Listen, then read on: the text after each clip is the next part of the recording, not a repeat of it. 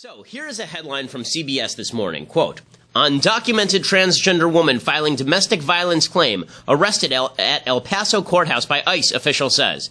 The ultimate victim. We've found the ultimate victim. An illegal immigrant transgender woman abused by a domestic partner deported for the crime of showing up to a courthouse. Stop the presses. Here's some other media headlines about this horrifying story.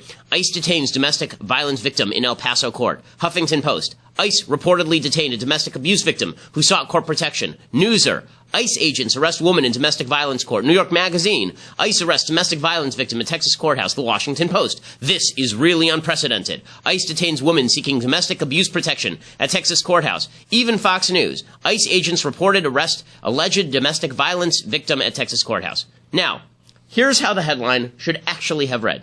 ICE agents arrest repeatedly convicted criminal for deportation at courthouse. The transgender woman in question has been deported 6 times before and voluntarily returned to Mexico 1 other time. Here is the rap sheet for the transgender woman from 2013. Assault, probation violence, domestic violence, false imprisonment of a minor. That information, which seems sort of important, is buried in the second to last paragraph of a 19-paragraph CBS News story. The Washington Post buried it in paragraph 10. The Huffington Post didn't mention it at all. All of the stories mentioned a comment from the county prosecutor who said that ICE knew about the deportee's location because of an anonymous tip. The prosecutor suggested the tip came from the alleged domestic abuser, but then admitted she had no specific information that would lead her to that conclusion.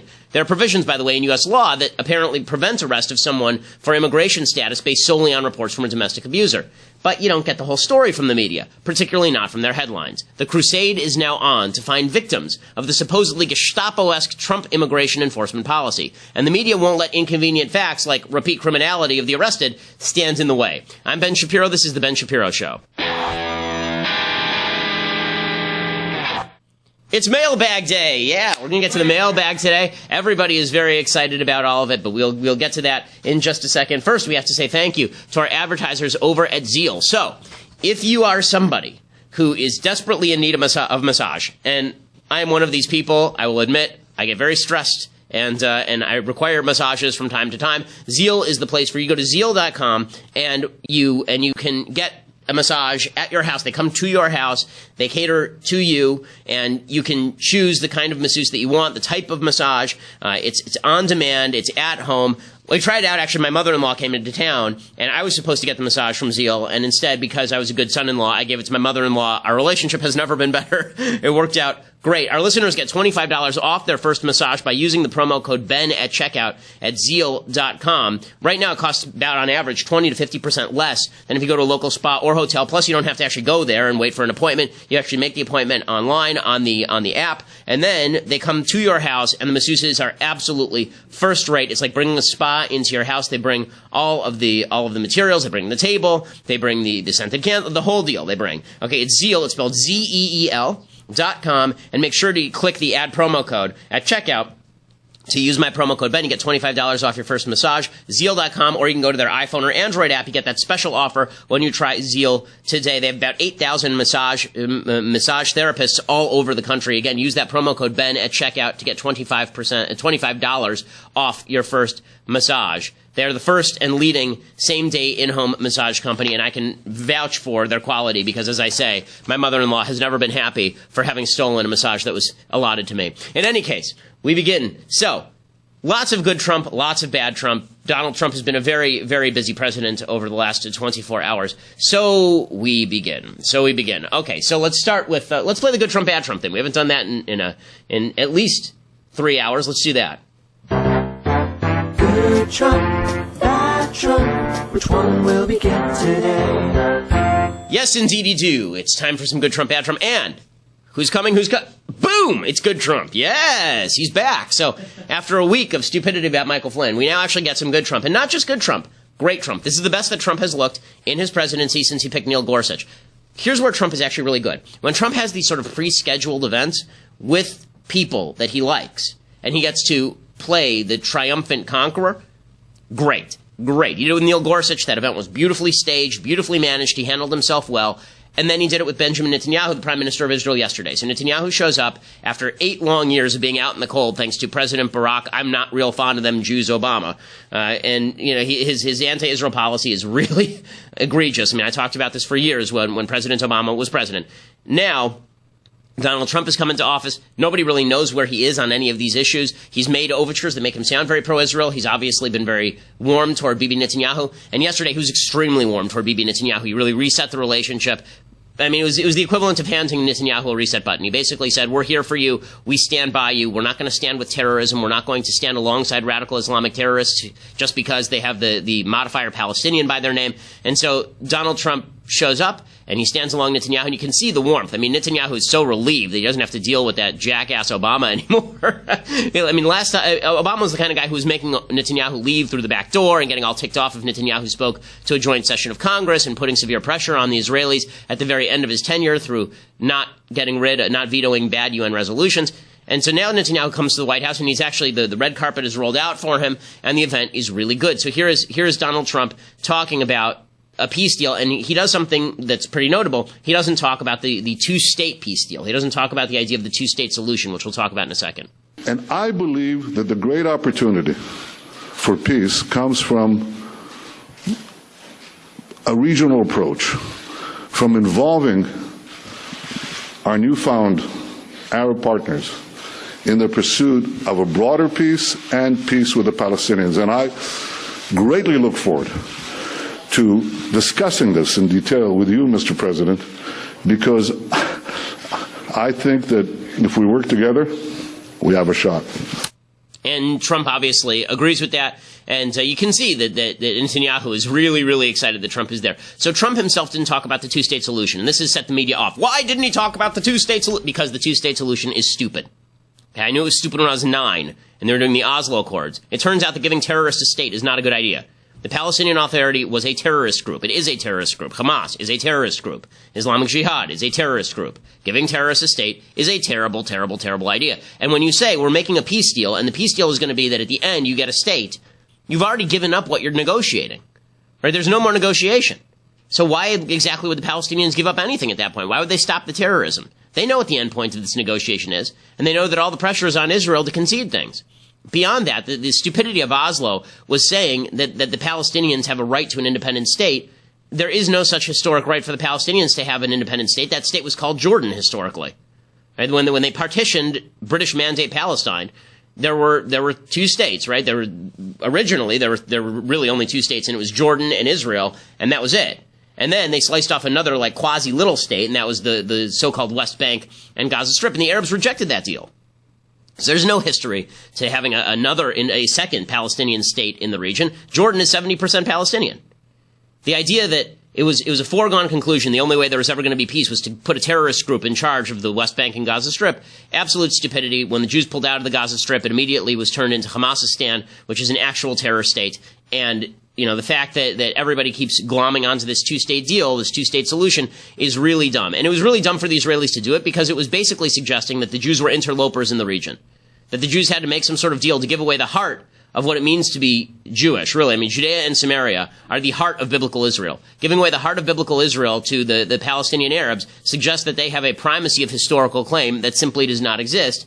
Oslo was foolish for that reason, historically, morally, politically, an abomination. And finally, recognizing that after 25 years of failure seems like a pretty good approach. It seems like after doing this for 2 decades of silliness, maybe we should try something else. Now, there are a bunch of different things that could be done here. One could be just a continuation of status quo, which is you don't get to ship weapons in. You guys get to handle your own crap internally. And as long as there's no terrorism, we can have free flow of people in and out of Palestinian areas without granting independent statehood. That's not an apartheid state. Okay, the United States basically has that sort of relationship with Puerto Rico. Right? Puerto Rico isn't a sovereign country. Puerto Rico is still administered. It's a territory of the United States, technically. They don't get to vote in the presidential elections. They're not American citizens. But the United States actually helps out in the administration of Puerto Rico.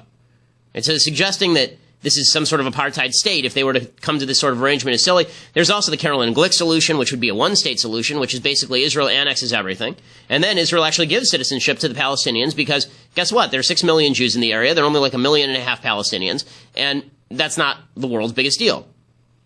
So there are plenty of solutions other than we have to give an independent state to a bunch of genocidal people who wish to wipe Jews off the map. It's always funny. They always talk about the Jews participating in some sort of ethnic cleansing effort by moving Palestinians. They never talk about the Palestinians forcibly moving Jews out of How many Jews live in quote-unquote Palestine? The answer is 0. 0 Jews live there.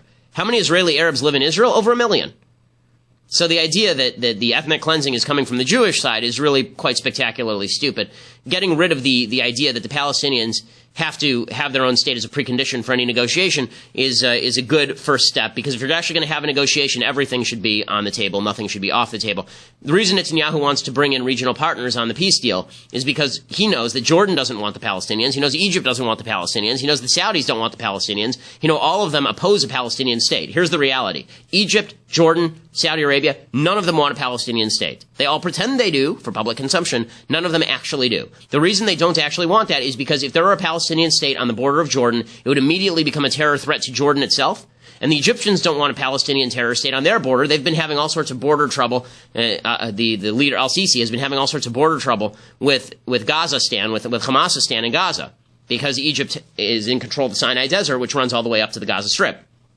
So none of these countries actually want there to be a Palestinian state. Netanyahu knows that. That's why Netanyahu is saying we should have a regional approach here. Listen, Netanyahu, okay, the Israeli government has a on the table constant offer to the Jordanians that if the Jordanians want to take over all of the Palestinian territories, they can. You know what the Jordanians say?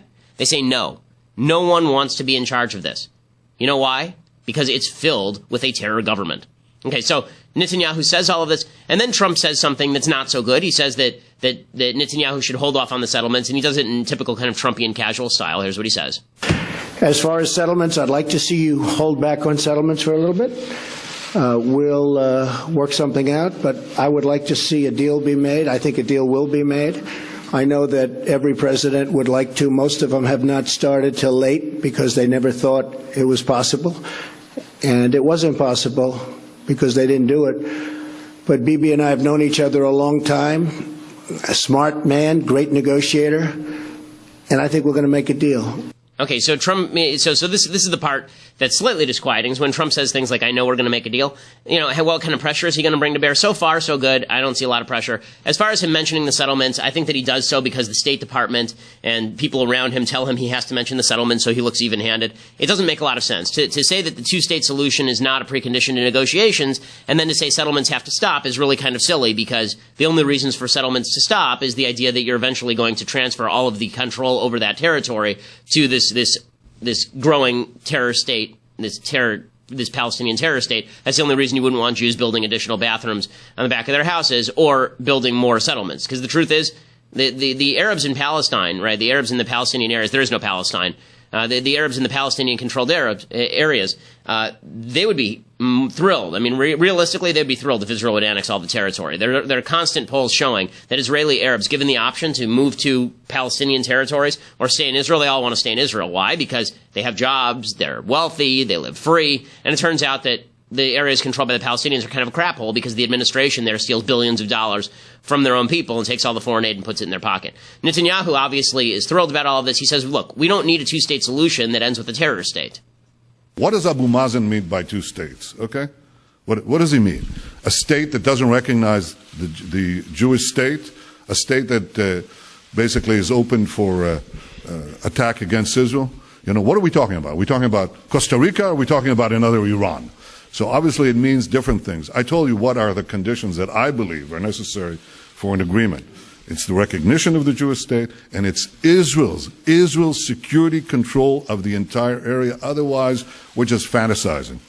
Otherwise, we'll get another failed state, another terrorist Islamist dictatorship that will not work for peace, but work to destroy us, but also destroy any hope for a peaceful future for our people.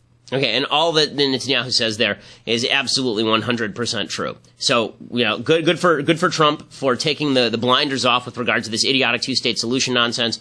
It's time to move beyond failed failed attempts of the past, and time to talk about realistic solutions in that area. Realistic solutions will involve security, not peace, but the security that's going to be arranged is not going to be on the back of setting up a terror state in the heart of Israel. That's absolute foolishness. Good for President Trump. Okay, so we now have to take our break over at Facebook and YouTube, but we have lots more coming up. We have to get to more of the fallout about Flynn, some bad Trump. We have to get to the media just making complete fools of themselves, the Republicans all over themselves. Plus, we have the mailbag, so tons more coming up here on the Ben Shapiro Show. Go to dailywire.com right now to subscribe. $8 a month will buy you that subscription. You can see the rest of the show live. You can be part of the mailbag right now. We're going to be doing the mailbag in just a few minutes, and you get to be part of it. You get to send in your questions live, and I will answer them live and make your life 100% better. If your life is crappy, it will now be just glorious. It will be a utopia of happiness. If your life is already a utopia of happiness, well, then I will send you directly to heaven with the mailbag. So you can go to dailywire.com right now, subscribe. Annual subscribers get a free copy of The Arroyo, fictional film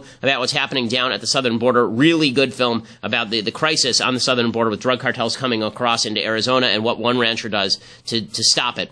dailywire.com is where you subscribe, or listen later at iTunes and SoundCloud. By the way, we are now ranked overall in the top 20 of all podcasts in the United States, not just political podcasts in the United States, all podcasts in the United States. I think we're ranked as high as 14 on iTunes right now, and climbing fast. So it's pretty cool stuff. We are the largest conservative podcast in the nation.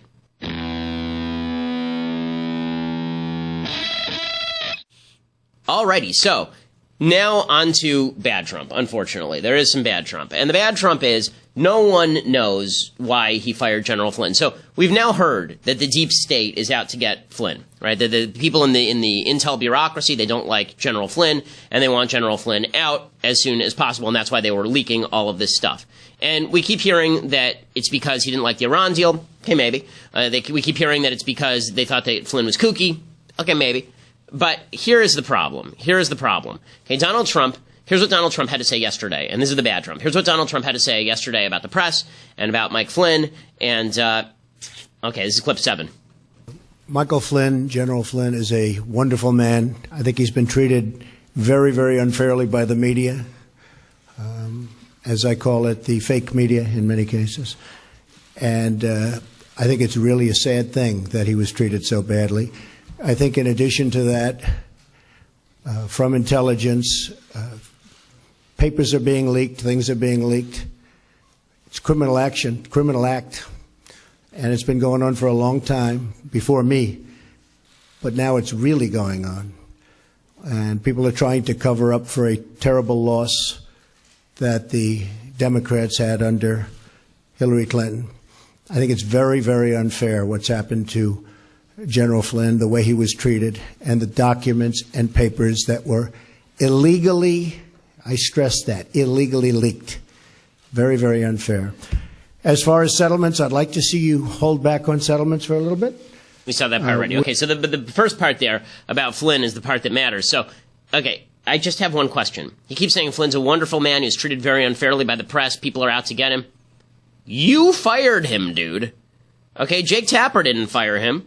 The New York Times didn't fire him. Thomas Friedman didn't fire him. I may not like a lot of the people I'm mentioning, but you're the one who did it. Okay, you don't get to say the press was unfair to him when you're the one who pulled the trigger. Okay, the intel community might be full of leaks, and that may be a really bad thing, and we'll talk about that in a second. But again, if you're so defensive about Flynn, why didn't you just keep him? I mean, you appointed him like 25 days ago, and you fired him. I'm puzzled by this, because I've seen no evidence whatsoever that Flynn did anything that's firing worthy. Talking to the Russian government while you're 3 weeks away from being NSA about sanctions is not firing worthy. And fibbing about it to Vice President Pence is still not fire-worthy. It's not. I mean, this notion, oh, well, the trust has been broken between Pence and Flynn. Give me a break. Give me a break. There's a lot of bureaucratic idiocy that happens in any administration. This could have been solved with a simple apology. Flynn comes out, he says, I didn't tell Vice President Pence. It was a miscommunication on my part. My bad. Okay, so that means something else is going on. I still don't know. The reason this is going to continue is because people have the same question that I do.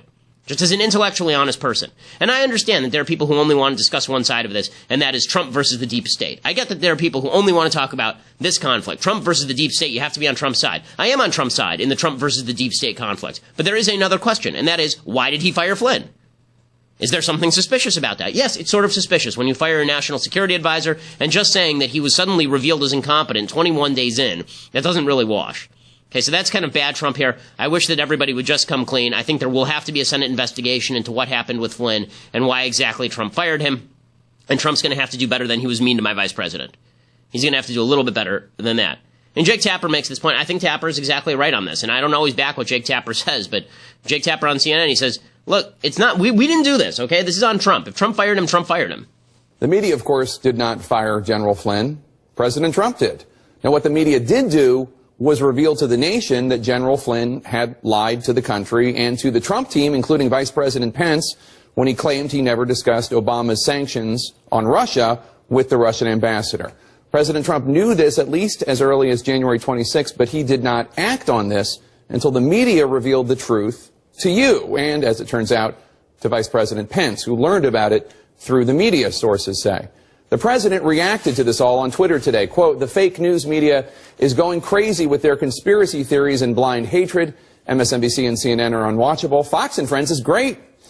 Of course, these stories in the New York Times, the Washington Post, CNN, and elsewhere are not conspiracy theories. These are news stories sourced by government officials.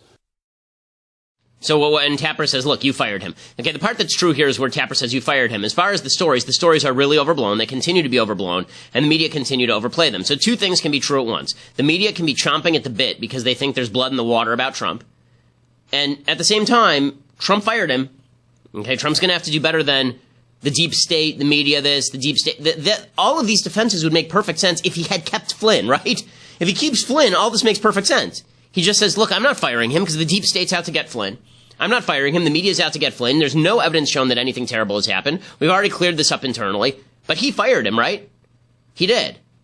Now, one of the things that allows Trump to get away with sort of redirecting to the media is the fact that the media are so over the top crazy. Yesterday, Trump holds this press conference with Netanyahu at the White House, and the members of the media are very, very angry. Why are they angry? Because there are two questions that are allowed to be asked. One is from Katie Pavlich, a friend of mine over at townhall.com, and the other is from some reporter at Christian Broadcasting Network. And the people in the media lose their minds. How could it be that they don't get a question? How does AP not get a question? How does the New York Times not get a question? Jim Acosta goes on CNN and says, the fix is in. Trump's only calling on friendly outlets. Yes, the two questions that were asked or called upon from the president in this news conference went to the Christian Broadcasting Network, which is obviously owned by Pat Robertson, the televangelist down in Virginia. It's a very conservative broadcasting network, and townhall.com, which is a very conservative news website. And so in the last three news conferences, Wolf, all of the questions to the American news media have been handled by conservative press. And I think, Wolf, there's no other way to describe it, but the fix is in. This White House, this president does not want to answer questions, critical questions, about his associates, his aides' contacts with the Russians during the course of that campaign. Okay, so we can stop it there. And then ABC's Matthew Dowd, ABC News' Matthew Dowd, he says this is a shutdown of the First Amendment. For him to only call on friendlier outlets, that's a shutdown of the First Amendment.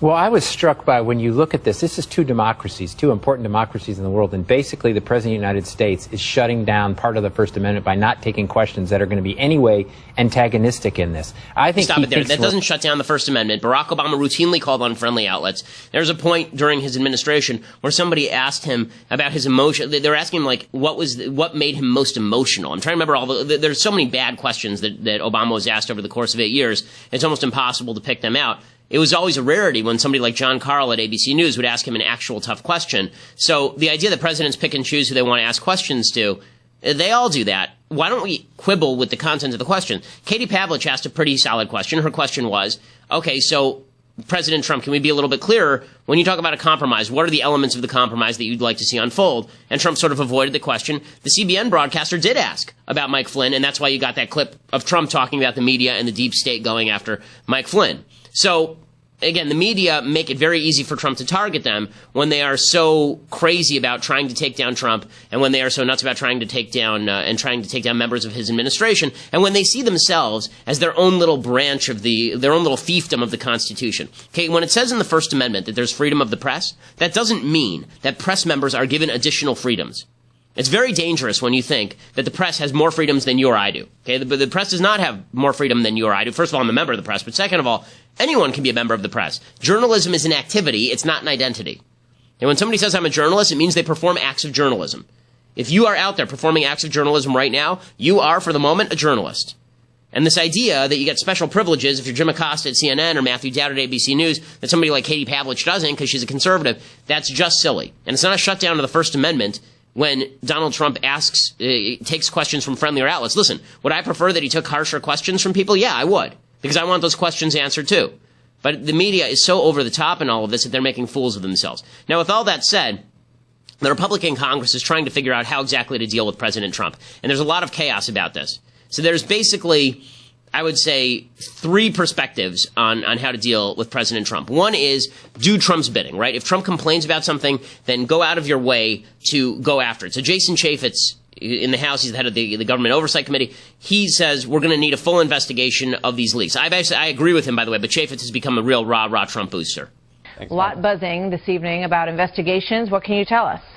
Well, what we are going to do is send a letter tonight to the Inspector General. Mishandling of classified information is something we have been keenly concerned about in a variety of settings.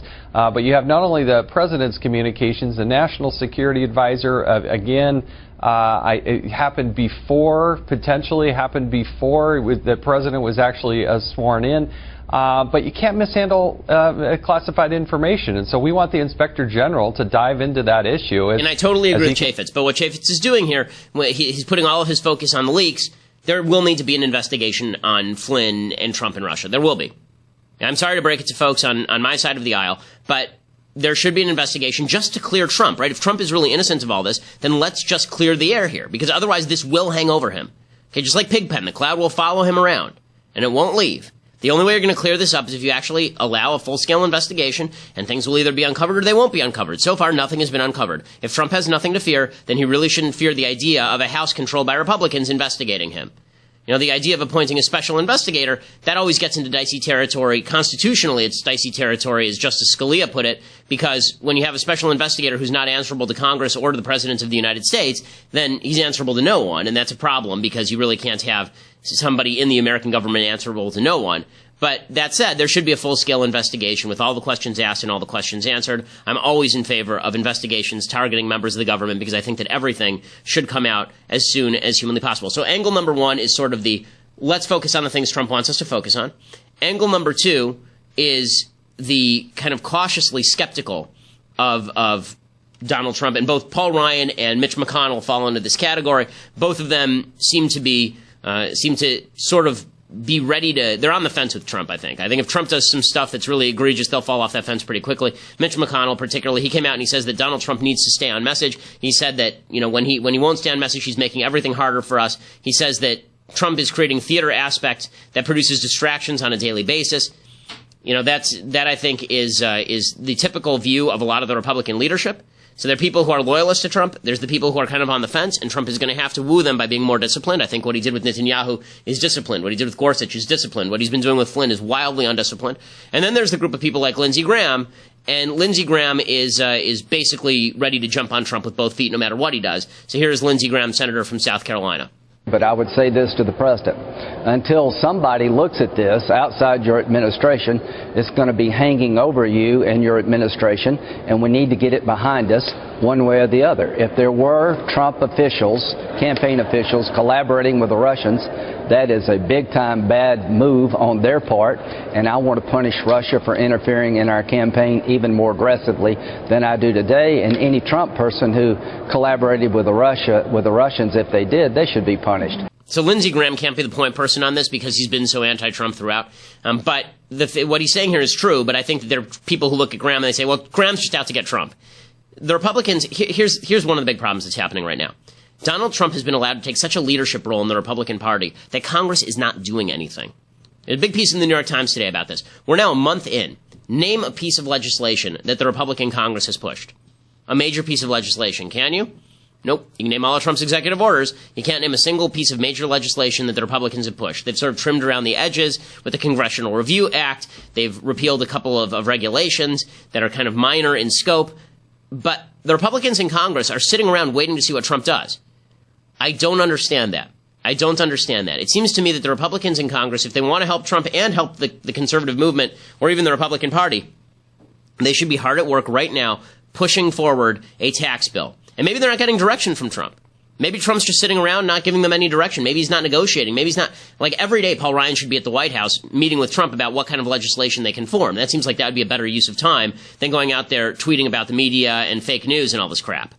But the Congress better get active, and they better get active quickly, because they're abdicating responsibility for leadership to the executive branch. I mean, does the legislative branch even exist anymore? As somebody who likes the Constitution, the legislative branch was Article 1 because it is the prime, most important branch. Okay, all the branches are equal in terms of their powers, but that doesn't mean that the legislative branch doesn't have the prime moving force in driving policy. But you haven't heard any policy from the legislative branch so far. You see these kind of dorky videos from Paul Ryan online where he talks about a better way and then nothing happens. They're not even pushing Obamacare repeal. We don't even know if that's going to happen. So far, the Republican Congress has been much more of a disappointment than President Trump. The Republican Congress better get its butt in gear, because they're the ones who are supposed to be leading this policy charge. People were promised, okay? You know, I didn't vote in the presidential election because I didn't think either of these two people met my minimum standard. But there were lots of people who did vote based on the promise that there would be great policy to come out, and based on the idea that Trump would be elected and then Republicans would be elected to Congress. I did vote down ballot. I voted for Republicans in the House and Senate, and I voted for them because the idea was, okay, if you get Trump, then time to push policy. And if you get Hillary, time to check policy. But the Republican Congress needs to do stuff. And the fact that they're sitting around, opining on Trump, letting Trump take the lead, it's not good for the party. It's not good for Trump. I mean, honestly, Trump in some ways has gotten the worst of this deal, because I think Trump his entire life has wanted to be the center of attention. Now he's the center of attention 24/7, and that light is pretty hot. I mean, there's a lot of blinding hot light coming down on him. It would be nice if the Republican Congress would absorb some of that with some good legislation. They're not doing it. Time for the Republicans to stop worrying about what Trump thinks or what Trump doesn't think, and pass some good legislation. Just get your ass in gear and do something. Okay, time for some stuff I like, some stuff I hate, and then the mailbag. So, things I like. We're doing children's material this week. There's this great series, I think this was written maybe in the 30s, called All of a Kind Family, and by Sidney Taylor. And it's about this family, father and mother, growing up in turn-of-the-century United States, Jewish family, growing up in kind of a poor area of New York. It's very cute. It's kind of moving. It's this family with 5 girls in it. So in my family, this is very popular. I have 3 younger sisters, and they all share a room. And it sort of teaches how kids should get along. It teaches how parents should treat kids. It teaches responsibility. It's a great series. It's a whole series, and it's very charming. It goes through all the Jewish holidays. If you're Jewish, it's particularly charming. The book is All of a Kind Family. Really a lovely book. It's good for kids who are probably age 7 and up, who can sit through it. I highly recommend it, and I can't wait to read it to my own daughter. Okay, time for some stuff that I hate. So, there's the left is trying to come up with ways to gain attention for their agenda. And this one, for some reason, I don't know why this is, there's all these women who think that the way that it's very important that they not be ashamed of their period. I'm confused. Okay, I'm just confused. Well, I don't think that you should not be ashamed of your period. I don't think that you should be ashamed of your period, but I'm not sure why it's a topic of relevance. According to People magazine, Steph Gongora isn't ashamed of her period and doesn't think other women should be either. The yogi shared a video of herself on Instagram last week in which she performs a series of yoga moves while free bleeding, which I guess is a thing now, not using a cup, a tampon, or pad while menstruating through her white yoga pants. She says, "I am a woman, therefore I bleed," she captioned the video. "It's messy, it's painful, it's terrible, and it's beautiful. And yet you wouldn't know, because I hide it. I bury things at the bottom of the trash. I breathe, ragged and awkward through the cramps, all the while holding on to this tight-lipped, painted-on smile."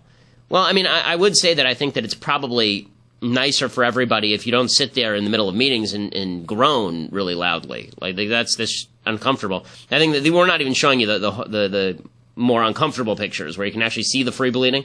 But it doesn't seem like something that ought to be particularly celebrated. Like, it's a bodily function. Do we celebrate other bodily functions? Do we free poop? It's weird. Like, I don't understand why this is a thing. Why? Like, is there discrimination against women who are on their period? Is menstruation something where we throw you out of the society? No, but is it also something where, do you want to see bodily fluids coming out of people of any type? I mean, it's gross enough when people are spitting all over the place. If your nose were running, should you free nose run? I don't think you should be ashamed if you have a cold. By the same token, I don't really want to see your nose run. Very, very weird stuff, but empowerment now means that you should be proud of every bodily function you have, which basically is how 2-year-olds act. If you're 2 years old, this makes a lot of sense. If you're 2 years old, then, you go to the bathroom and you look in the toilet and you cheer. When you're 30, you might want to get over yourself a little bit. Okay, other things that are just silly. So, Scarlett Johansson, the actress, she has now come out and she says that monogamy is not a natural thing. She did an interview with Playboy in which she talked about how monogamy is not natural. She said, with every gain, there's a loss, right? So that's a loss. You have to choose a path. I think the idea of marriage is very romantic. It's a beautiful idea. The practice of it can be a very beautiful thing. I don't think it's natural to be a monogamous person. I might be skewered for that, but I think it's work. It's a lot of work. Okay. That's true. So, yeah. I mean, okay.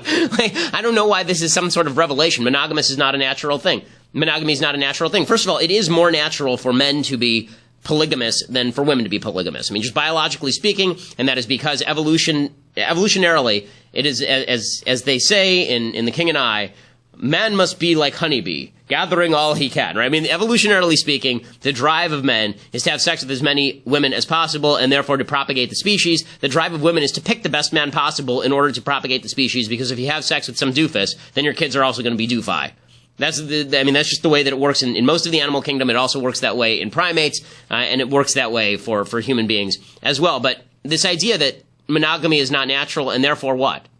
Therefore what? Therefore marriage is not natural? Okay, so it's not natural. Guess what? Lots of things that are natural, as we just saw, are not necessarily things that are phenomenal and we should brag about. Like, natural is natural, but natural does not mean good. Natural is just what it is.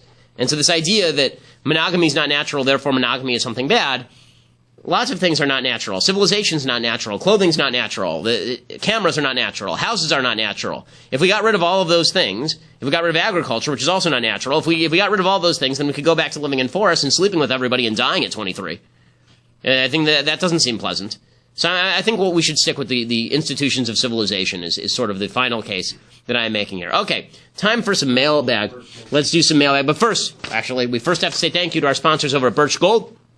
So, I know people have been lonely for the Birch Gold read, actually. I've been getting a lot of notes saying, why haven't you read for Birch Gold in a while? Well, that's because Birch Gold is awesome, so we're going to do it now. So Birch Gold, if you're looking to invest in precious metals, Birch Gold is the way to do it. You need to go to birchgold.com/Ben. They can help you get out of your IRA or 401k, move it out of stocks and into gold. If you are concerned the stock market is inflated and that you need to diversify, you need to talk to my friends at Birch Gold. I do own a portion of my assets in precious metals, and the reason for that is that everyone should own part of their assets in precious metals. You need to ask all your questions. You can call them up. You can go online. They have a 16-page free kit. They go online when you use birchgold.com/Ben. You get that free kit, and that enables you to get information. Plus, you can then talk to them and make sure you ask all your questions. And then when you're ready to invest, talk to my friends at Birch Gold. Countless five-star reviews, A+ rating with the Better Business Bureau, a long-standing track record of continued success. Go to birchgold.com/Ben. Okay, time for the mailbag. Yay! So we can ask live questions today, correct? Yeah. Yay! Okay, so if you're online and you're a subscriber, then right now you can ask live questions. And if you're not subscribing and just listening on iTunes, what are you doing? Go subscribe at dailywire.com, and then you too can be part of the mailbag. Okay, Thanos writes, when arguing over the merits of capitalism and how most notable scientific discoveries come from the free market, how do you counter those that bring up the space race and the atomic bomb as successes of government intervention in science? The government is really good at war. The government's really good at war, and the government has to contract with private entities in order to do that, right? I mean, they have to hire Einstein, they have to hire people at the Manhattan Project in order to develop nuclear weapons. You know, the space race, it was a part of a military expenditure. Part of the function of government is to ensure the security of the United States and the security of its people and the defense of its people, and you have to develop products in pursuit of that. Now, is exploration of space something that couldn't have happened in private industry? No. I mean, we're actually seeing it now, right? We're seeing Elon Musk with SpaceX actually starting to explore space. There are lots of private companies that have satellites in space that's how you watch your TV. That's how you might be listening to this right now. You know, the fact is that the atomic bomb could easily be developed by private entities if they wish to expand that amount of energy. This is why there are private sources for nuclear energy, right? You can develop a nuclear bomb with the same devices that you use to develop nuclear energy, which is one of the problems with the Iran deal. So these things could have been developed by the private sector. There wasn't a lot of market for it. Is there a big market for the atomic bomb? No, that's why there wasn't developed. Is there a big market in space? Well, now there is, and that's why there is a pretty big space development industry. And a lot of the contractors with which the government contracts are private contractors. JPL, Jet Propulsion Laboratory, is not government-owned. It's a private contractor. So there's a bunch of so the fact that you have all of these private entities the government contracts with doesn't mean the private entities wouldn't operate on their own. Peter says, which state do you think is the best in terms of its system of governing and sticking to the Constitution? Well, I mean, of all 50 states, look, I think Texas is well governed. I think Oklahoma is pretty well governed. I think there are a lot of states in the United States that are well governed. Texas right now is the most obviously good, but a lot of the kind of smaller Midwestern states are pretty well governed. Bottom line is that it depends on who's in power, it depends on who occupies the state legislature, but you can certainly see the effects of a well-run state legislature in order to see. Jeremy says, I was wondering if you could explain the way your views are tempered by expressive of Torah values. I'm thinking in particular of your stance that rapists should be castrated or killed. This particular position doesn't seem to have backing in traditional rabbinic thought. Could you provide a basis for your position within Judaism, or is this an independent position? So here is my view about Judaism and its impact on public policy. The public policy of the United States does not need to reflect the Torah. It doesn't need to reflect Judaism. The Torah is reflected in my personal values. If I can't make a secular case for something that I believe in the Torah, then it's not something that should be reflected in the values of the country. Okay, and the reason I say that is because we all have the capacity to talk at a secular level in terms of rational thought, but if I invoke the Bible, we don't all have the same background in the Bible, or the same respect for the Bible, or the same interest in the Bible. And so you can vote based on your biblical values, but I think it's a mistake to talk based on your biblical values as opposed to finding secular rationales for values that you have that spring from the Bible. As far as the Torah position on rape, that's rather controversial. Rabbinically, there were punishments for rape that didn't exist in the original Torah, and originally, I mean, if there's a rape actually there is a death penalty for rape if for an engaged woman in the Torah. If a woman is raped in a field and she screams and she's engaged, then the person who raped her is put to death. So there is background for rape for death penalty for rape in the Torah, although it's a little more complicated than that.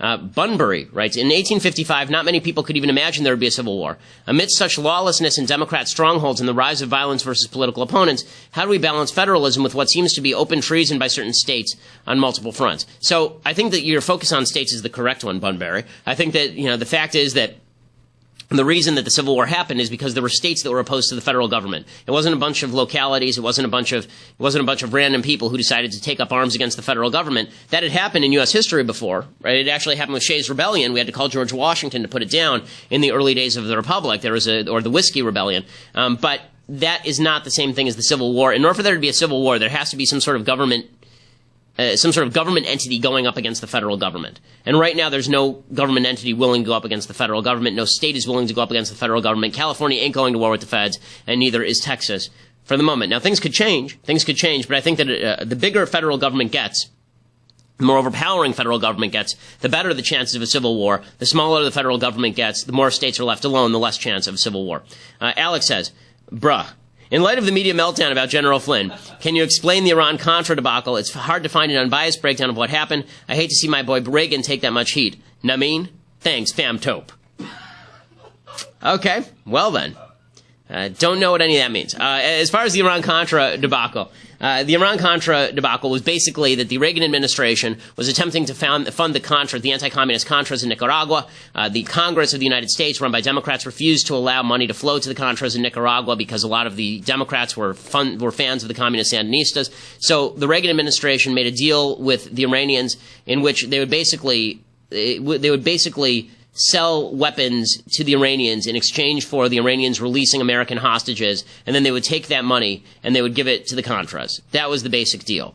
Now, is that any worse than anything that the Obama administration has done? Not really. The fact they kept it secret from Congress, that was a violation of the law. People were indicted, and it was a major scandal. Reagan claimed that he didn't know anything about that. Not sure whether that's credible or not, but that's sort of the simplest breakdown of what Iran-Contra was. Tom says, what is the biblical argument for Judaism over Christianity? That would actually take a whole show, and I think that in order to do that fairly, it would be interesting to have on like Jeremy Boring, somebody who's a lay pastor or a pastor, and we can actually have a conversation about sort of biblical arguments. And the basic Jewish argument is that Judaism does not see the Messiah as the Son of God, the right hand, as a deity, any form of a deity. Judaism sees the Messiah as a human being who is going to perform certain specific functions, the reestablishment of the temple in Jerusalem, the recreation of a biblical state in Israel, the recreation of a Jewish state. There are some Jews, actually, who think that the Messiah has already come in the form of Theodor Herzl, the guy who was the father of Zionism. So, as you can see, the vision of the Messiah in Judaism is very different than the vision of the Messiah in Christianity, a deity who's going to come down and provide you with some sort of savior.